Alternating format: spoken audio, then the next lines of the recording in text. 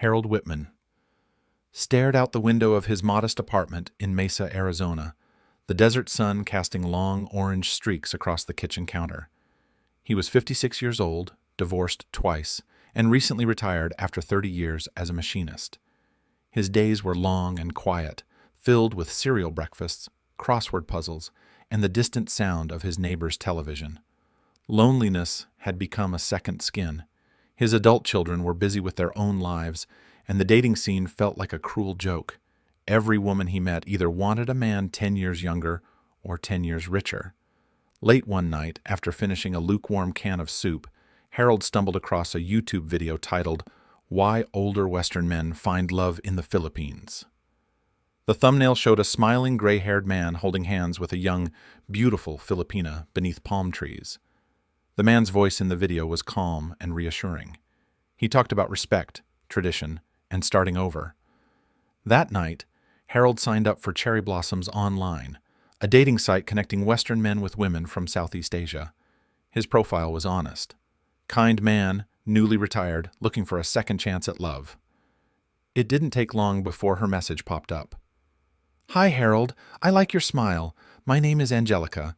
I'm 24 years old from Cebu City. I work part-time and help take care of my parents and 2 young children. Maybe we can be friends?" Her words were sweet, honest. He hadn't felt that kind of warmth in years. Over the next few weeks, they video chatted every night. She'd giggle at his corny jokes and called him Harold Poe with gentle respect. Sometimes her brother would pass behind her in the background, waving briefly. Her kids would crawl into her lap, and Harold's heart softened every time.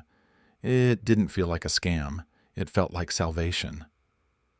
3 months later, he bought a one-way ticket to the Philippines. As he packed his suitcase, he tucked a small black box inside his carry-on, a silver engagement ring he had been holding onto since his last divorce. "Third time's the charm," he whispered to himself. He had no idea he was stepping into a home built on lies. The heat wrapped around Harold like a damp blanket the moment he stepped off the plane at Mactan Cebu International Airport. Sweat bloomed across his back as he pulled his small roller bag toward the arrival gates, heart pounding with a strange mix of hope and nerves. And then he saw her. Angelica stood just beyond the crowd, holding a handmade cardboard sign that read, "Welcome Harold Poe," in bright pink letters. She was even more beautiful in person. Long black hair tied into a neat ponytail, smooth tan skin, and wide eyes that sparkled with excitement. She wore a simple yellow dress that hugged her slender figure modestly but suggestively, and her flip-flops slapped softly against the tile as she ran toward him. Harold dropped his bag and opened his arms. She threw herself into them. "I can't believe you're really here," she said breathlessly, stepping back just enough to look at him. "You smell like America." He laughed. "Is that a good thing?" "Yes, very good." Behind her stood a trio of people, her mother, her father, and the man he'd seen in their video chats, the brother. His name, she'd said, was Paulo. "Harold, this is my family," Angelica said, pulling him toward them. "They're very happy to meet you." Her mother smiled tightly and gave a formal nod. Her father, more aloof, offered a handshake without eye contact.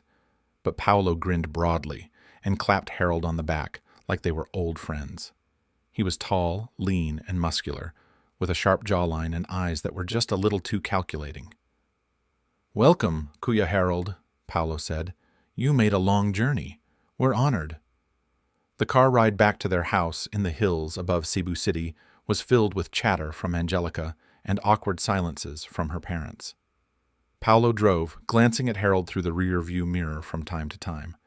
The house they arrived at wasn't glamorous. Concrete walls, metal roof, a few chickens roaming outside, but it was tidy and tucked beneath mango trees. Inside, Angelica showed him to a small guest room with a twin bed and a fan humming in the corner. The kids, 2 adorable little ones named Miko and Jenny, peeked shyly around the doorframe.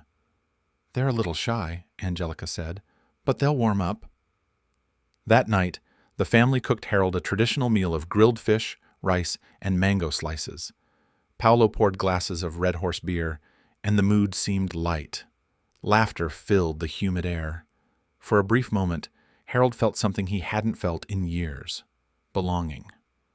But later, after the children were asleep and the adults had retreated to their rooms, Harold stepped outside for air.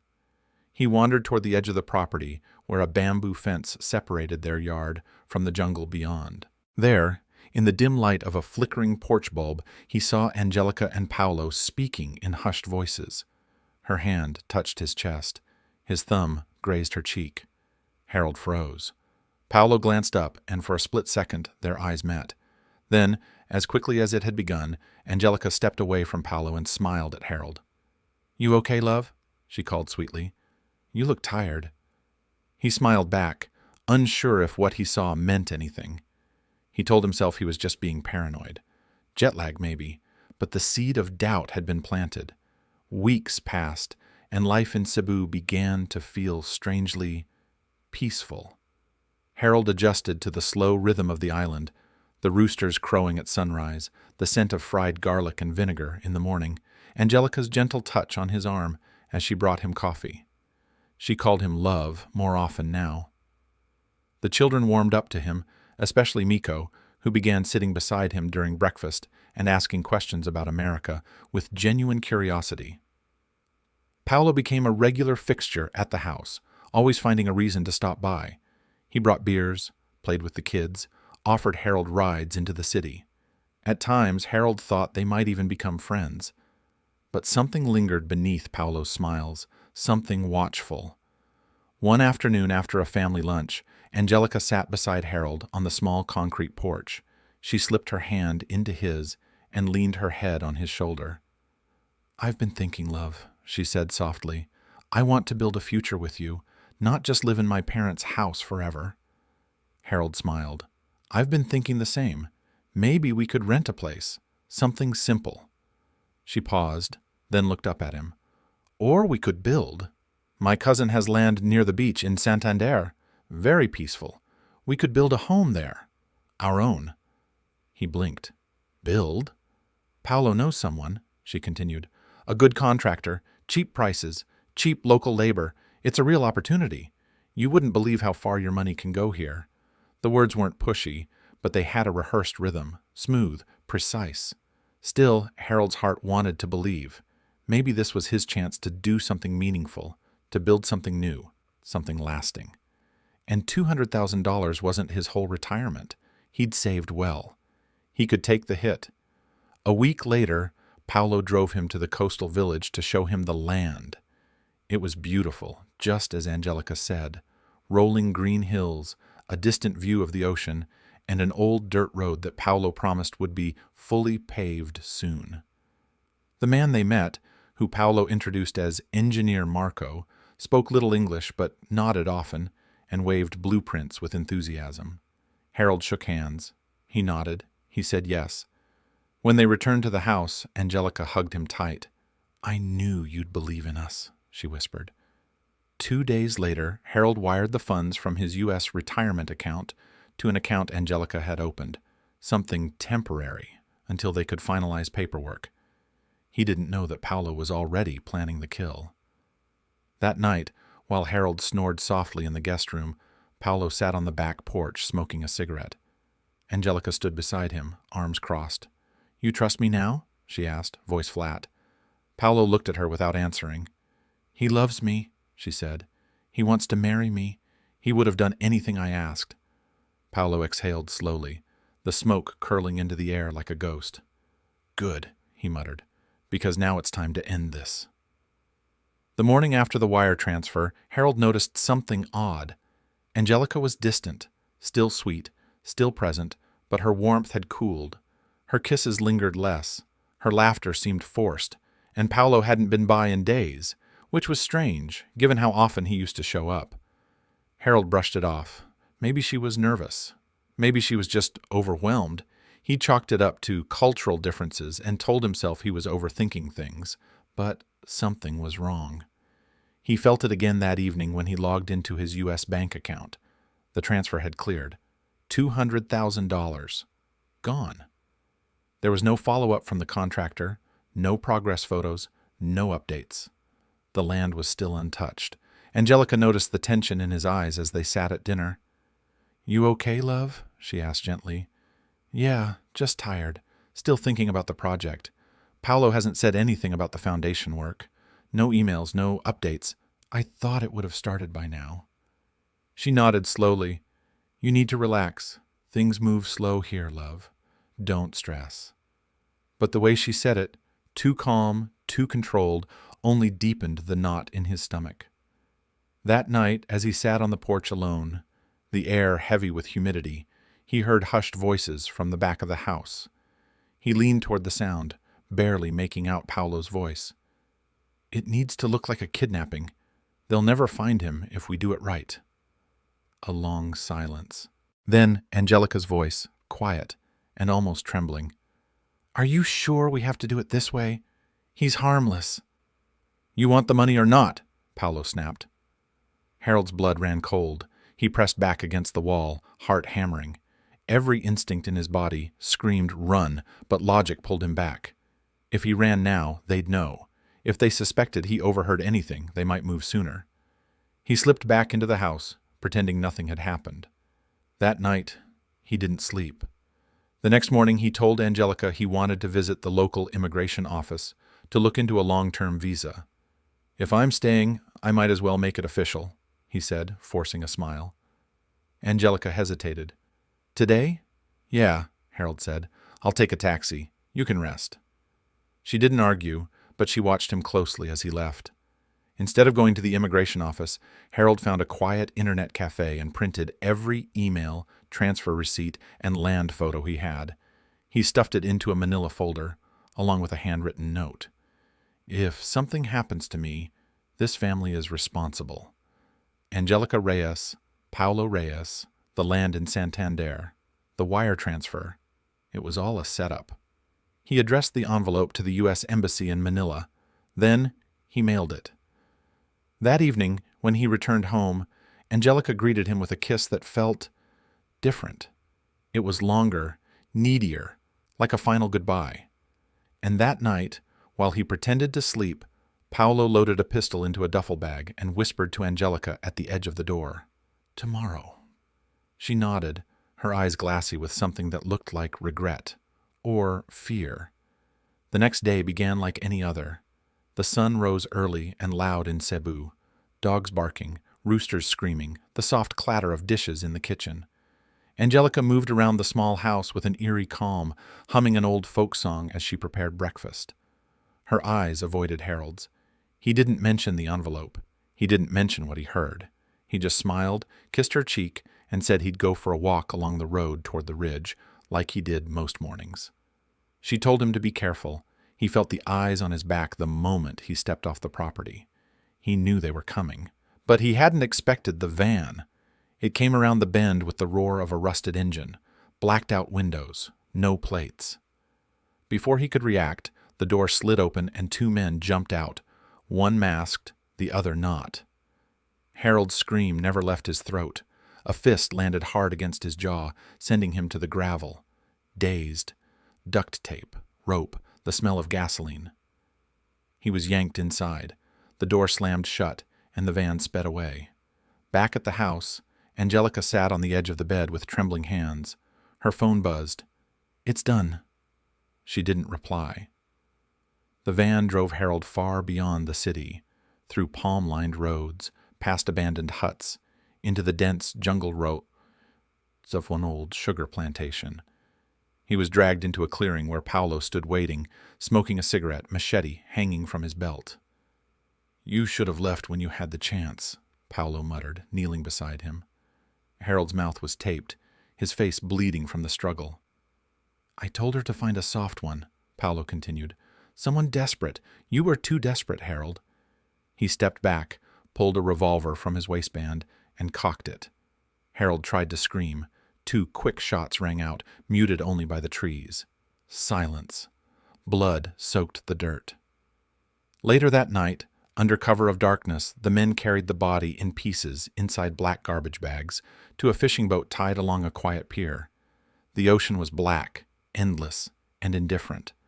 One by one, they dropped the bags into the water, weighed down by rusted engine parts. It was over. Back in the city, Angelica deleted every photo from her phone, cleared their chats, burned his clothing in a barrel behind the house. Her parents said nothing. They just watched the flames. Later, Paolo returned, sweaty and quiet. He didn't speak to her. He simply handed her a flash drive. "Clean out the account tomorrow. Then we're done." But as she sat on the edge of the bed with the flash drive in hand, Angelica didn't feel victorious. She felt watched, because she didn't know about the envelope. She didn't know about the letter that had already arrived at the U.S. Embassy in Manila. And she didn't know that a consular agent named Marcus Webb had just opened it and was beginning to read. At the U.S. Embassy in Manila, the morning was like any other. Paperwork stacked high, visa interviews back-to-back, security guards sipping coffee in the corners of the room. Until Marcus Webb, a mid-level consular officer with a sharp eye and a gut for red flags, opened the envelope. It was worn, hastily sealed. No return address, just a Manila postmark and the words, "Urgent, in case I disappear." Inside was a thick stack of documents, bank transfers, photos of land in Santander, screenshots of messages between Harold and Angelica. A written note, desperate but organized, lay on top. "If something happens to me, this family is responsible. Angelica Reyes, Paulo Reyes, the land is fake, the money is real, I was tricked. Please don't let this die with me. Harold Whitman." Marcus read the name again. He'd seen it before. A recent entry in the embassy's database. Harold Whitman, American national, arrived 3 months ago, listed Cebu as his current address. No return flight booked, no family contacts listed in-country. Marcus leaned back in his chair. He'd seen scams before, romance, investment, but this wasn't a typical story. This had teeth. He stood, took the envelope to his supervisor, and within 2 hours, the U.S. Embassy had contacted the Philippine National Police's anti-kidnapping group. Back in Cebu, Angelica withdrew the last of the money from the offshore account, a quiet transaction at a tiny remittance office tucked into a side street. Paolo waited nearby in a parked tricycle, watching the alley for anyone unfamiliar. "Anything?" he asked as she climbed in. She shook her head. "No news, no calls, no police." "Good," Paolo muttered. "Then we're done." But they weren't. 2 days later, a pair of plainclothes detectives arrived at the family home. They claimed to be following up on a visa overstay issue related to a foreign national. "Just routine," they said. Angelica played dumb. Her parents nodded. Paolo kept his distance. But as soon as the officers left, Paolo snapped. "You said there'd be no trail," he hissed. "You said he didn't tell anyone." Angelica's voice was cold now, flatter than before. "He was smarter than you thought." That night, Paolo began making plans to disappear. He told Angelica to get her story straight. "You met him online. He came. He left. That's it. You don't know where he went. No idea. Got it?" She nodded. But something inside her was beginning to shift. The guilt, the weight of it all, the children asking, "Where's Harold?" The way her mother refused to look her in the eye anymore, and the fact that Harold had cared for her. Genuinely. Maybe more than Paolo ever did. She didn't sleep that night. Instead, she went to the bathroom, locked the door, pulled out her old phone, and scrolled through a hidden folder of saved messages and photos. Screenshots of every sweet word Harold had ever sent. Photos of them smiling by the beach. A video of Harold holding Miko in his lap, laughing. Her hand trembled. She looked at the number on the embassy business card Harold had once tucked into his wallet, and she dialed. Marcus Webb was finishing his second coffee when the embassy's main line transferred the call to his desk. "U.S. Embassy, this is Marcus speaking." A shaky voice on the other end. "This is Angelica Reyes," she whispered. "You're looking for Harold Whitman. I need to talk to someone in private." Marcus straightened in his seat. "Miss Reyes, where are you calling from?" "A payphone in Tabanoc Market. I don't have much time. They'll kill me if they know I talked to you." "Are you safe right now?" "No," she said quickly. "But I will be. Just listen." Angelica's voice cracked. "He didn't deserve what we did. He came here for love. He trusted me. I didn't want it to go this far." Marcus grabbed a notepad and began scribbling. "I can tell you everything. The land deal, the money transfer, Paolo, he's not my brother, he's my husband. We planned it together, my parents knew. We were supposed to take the money and send Harold back, but Paolo wanted more. He wanted him dead. Where's the body, Angelica? She hesitated. Gone. They chopped him up and dumped him in the ocean. Marcus paused, jaw tightening. Angelica, he said calmly, I need you to meet with our security team. We can protect you, but you have to come in. Today, before Paolo gets suspicious. I'll try, she whispered, but if I don't show up, you'll know why. The line went dead. Back in Cebu, Angelica returned home to find Paolo packing a duffel bag with cash, burner phones, and a machete. We're leaving tonight, he said without looking at her. I've arranged a boat. We're going to Mindanao. Too much heat here. Angelica played her part, quiet, obedient. She nodded. She cooked dinner. She kissed the children goodnight. But her mind was somewhere else. When Paolo stepped outside to smoke, Angelica grabbed the flash drive, the one he had given her after Harold's death, and slipped it into her purse.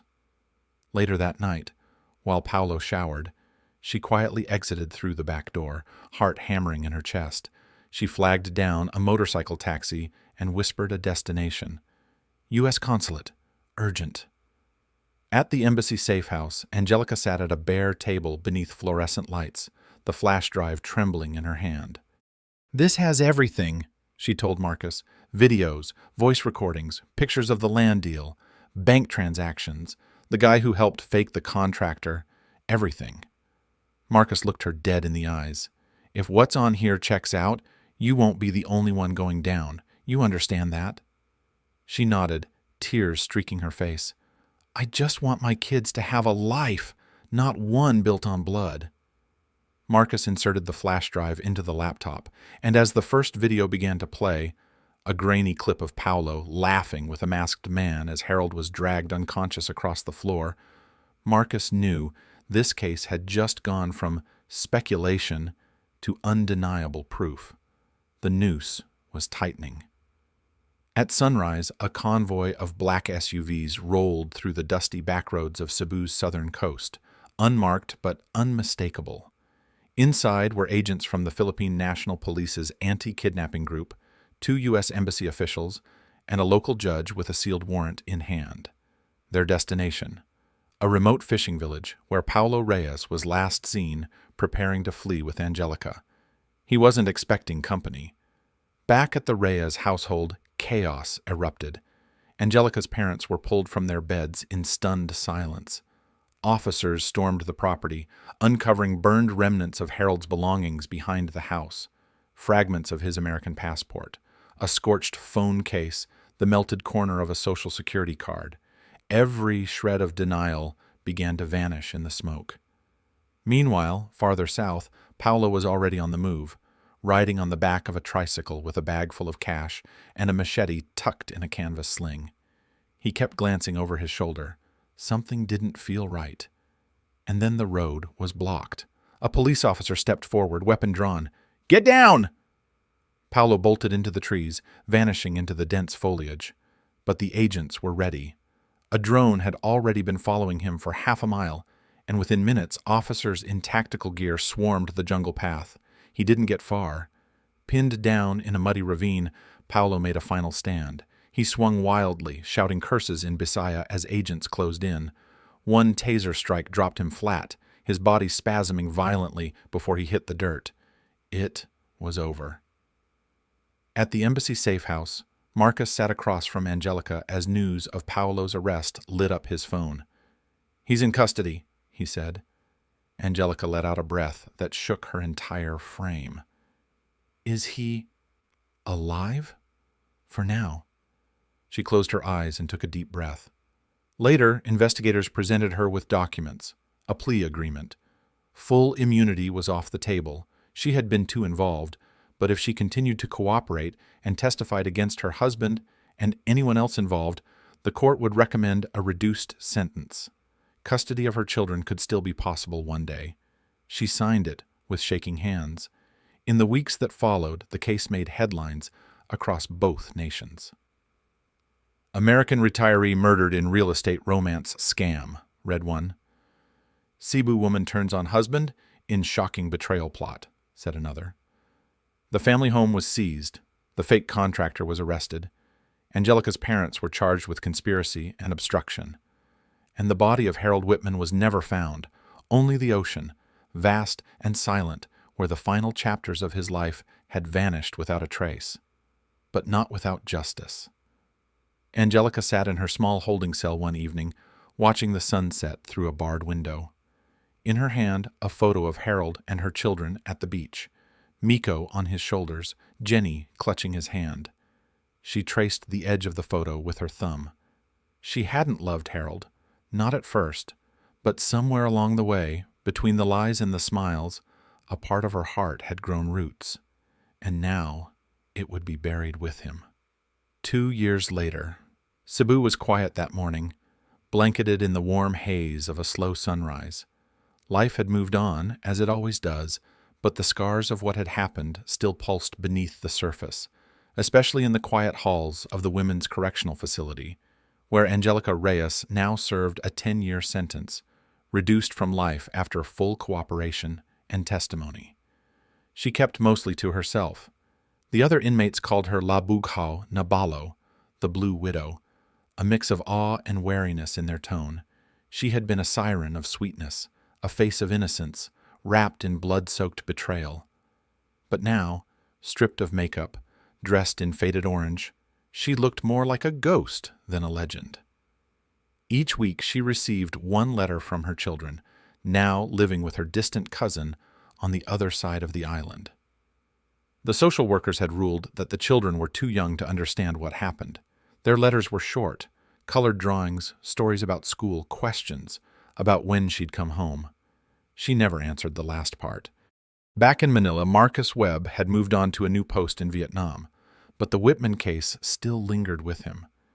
In all his years in foreign service, it was the first time someone reached out before they were killed. It haunted him. He still kept Harold's letter in his office drawer. Sometimes, when paperwork piled high and politics grew heavy, he'd open it and remember the man who had loved with reckless hope, enough to warn the world as he fell. In Arizona, a modest plaque sat in a community park under a mesquite tree, in memory of Harold J. Whitman, 1968-2023. He believed in new beginnings. It was placed there by his daughter, Jennifer Whitman, after the U.S. government confirmed his death through embassy reports and DNA evidence recovered from the crime scene. She hadn't spoken to her father in years before he left for the Philippines. The news crushed her, how he died, how he was tricked, how he was forgotten. But the plaque gave her peace, a place to remember him, to let her children ask questions about Grandpa Harold without shame. And Paulo Reyes. He was sentenced to life without parole. His trial was televised, his name now synonymous with cruelty and deception in every local tabloid. In prison, he spent his days surrounded by men who respected brutality, but not betrayal. He was stabbed in the cafeteria 11 months into his sentence. He survived, but barely. He never spoke Angelica's name again. As for the ocean, it never gave Harold back, but sometimes, on quiet mornings when the tide was calm, fishermen claimed they saw shadows drifting just below the surface, pieces of the past whispering through the waves. Gone, but never truly forgotten. The